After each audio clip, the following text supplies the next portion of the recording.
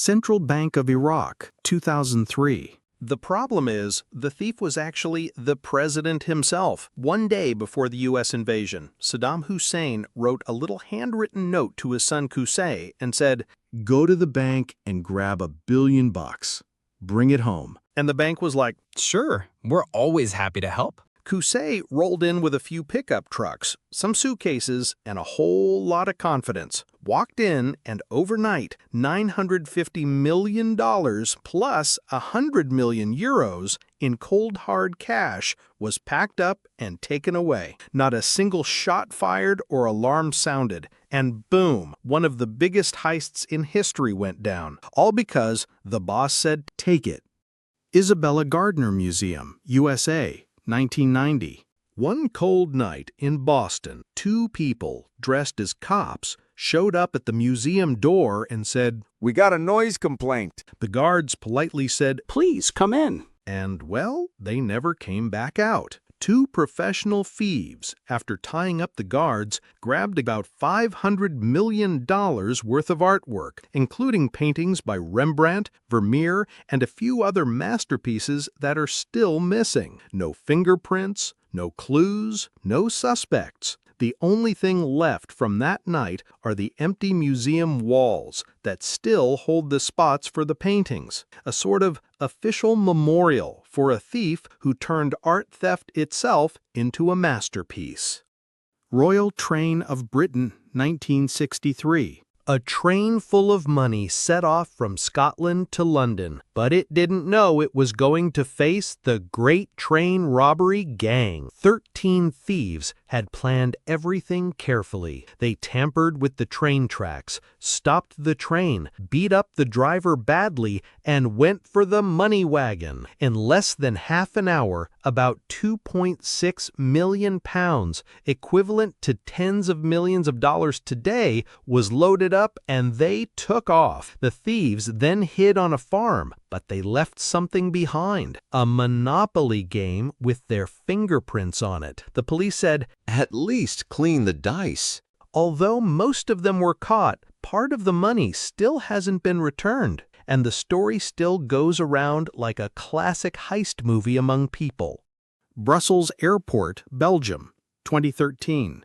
8 armed men, dressed as police officers, cut a hole in the airport fence. And with 2 black Mercedes cars, just like in the movies, they drove right onto the runway, right at the moment the diamonds were being transferred from the plane to a truck. In less than 3 minutes, they loaded about $50 million worth of raw diamonds and quietly escaped through the same hole and vanished into the night. No gunfire, no car chases, not even a drop of blood. The police said, "It was a flawless robbery. They were professionals, top-level pros." Some even said, "It's like they had a meeting with the diamonds themselves." To this day, nobody knows who exactly they were or where they went. Only one thing is clear: this heist was a perfect scene from a heist movie, only more real than cinema.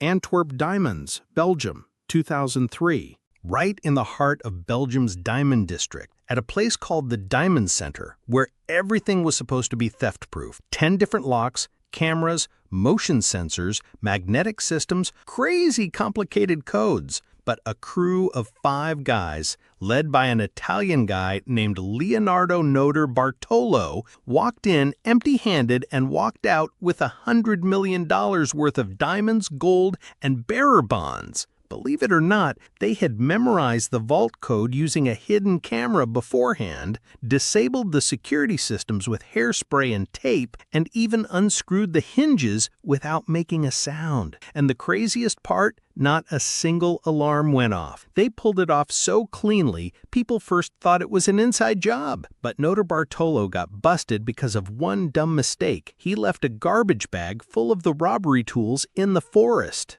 Brasilia Bank, Brazil, 2005. One morning, employees at the Central Bank of Brazil showed up to work and saw that the vault was empty. Over $70 million in cash was gone, and not a single lock was broken or alarm triggered. So what happened? A professional crew called the Green Carpet pretended to be a gardening company. For 3 months, they worked neatly and politely in a building right next to the bank. But underground, they were digging an 80-meter tunnel from their building all the way to underneath the vault, with pro equipment, ventilation, lighting, and even a manual elevator. When the tunnel was ready, on a weekend when the bank was closed, they went right under the vault, cut a hole, and stole all the unmarked cash. They left no trace, except a whole lot of dirt and a million questions.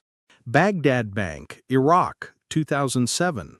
In July 2007, one morning, the staff at Dar es Salaam Bank in Baghdad showed up to work. The vault door was wide open. The money was gone. No glass was broken, no lock was damaged, but one thing was clear. $282 million in cash had vanished overnight. Iraqi police investigated and came to a wild conclusion. The thieves were actually the bank's own guards. That night, they were all in on it. They loaded up the cash, took off, and were never seen again. No fingerprints, no tire tracks, no security footage. Just one broke bank and a bunch of managers scratching their heads like, Wait, what just happened?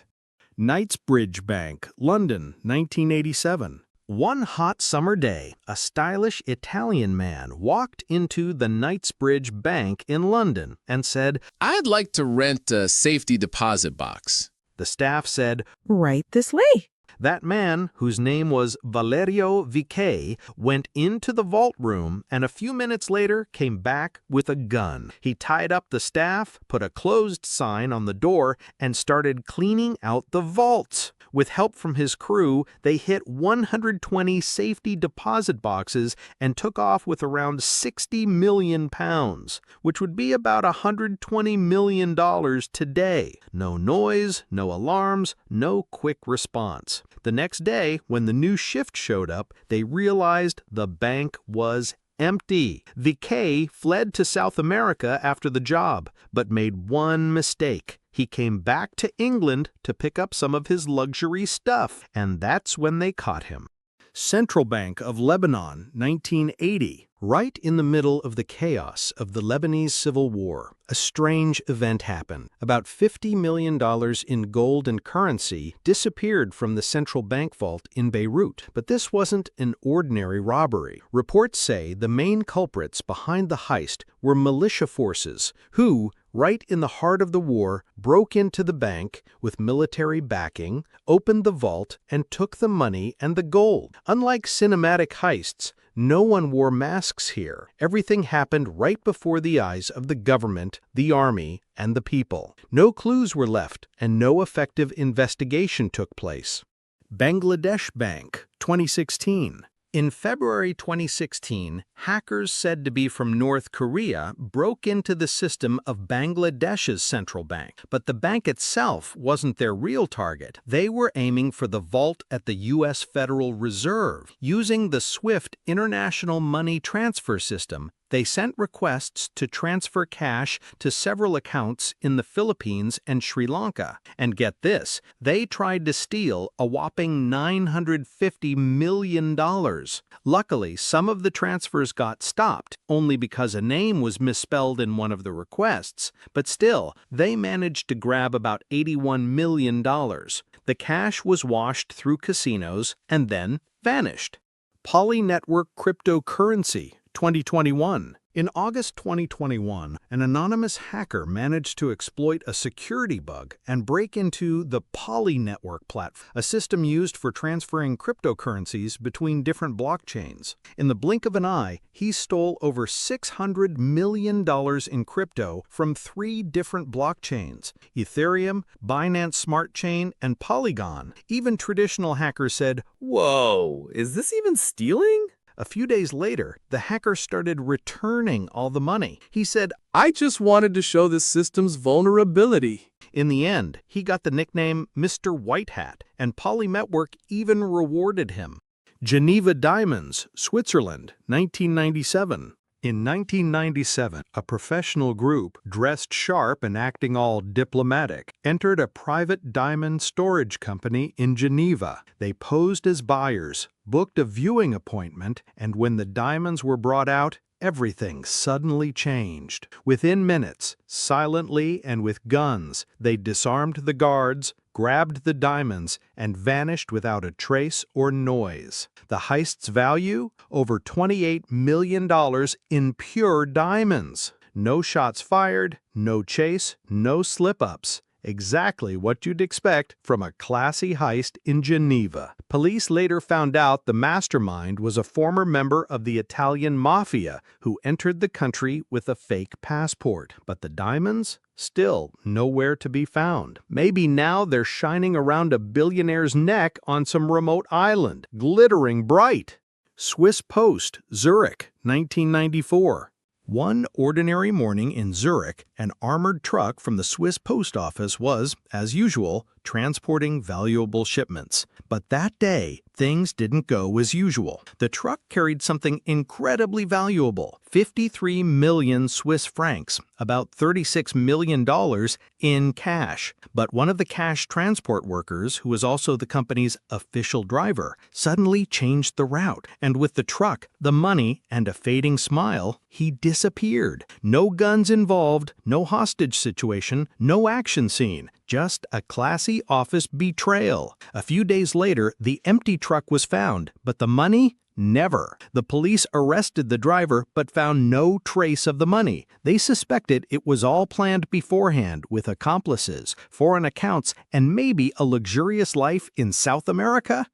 Cannes Jewelry, France, 2013. In the summer of 2013, right in the middle of the Cannes Film Festival, an armed thief with his face covered walked into the luxurious Carlton Hotel, the place where a temporary jewelry exhibit by Leviev was being held. In less than 90 seconds, without firing a single shot, he grabbed about $150 million worth of diamonds and jewelry and disappeared, Hollywood style. Security cameras? Turned off. The police? Totally confused. The thief? A total pro. The jewels? Still missing. We just say, while everyone in Cannes was chasing Oscars, this guy went after a bag full of diamonds.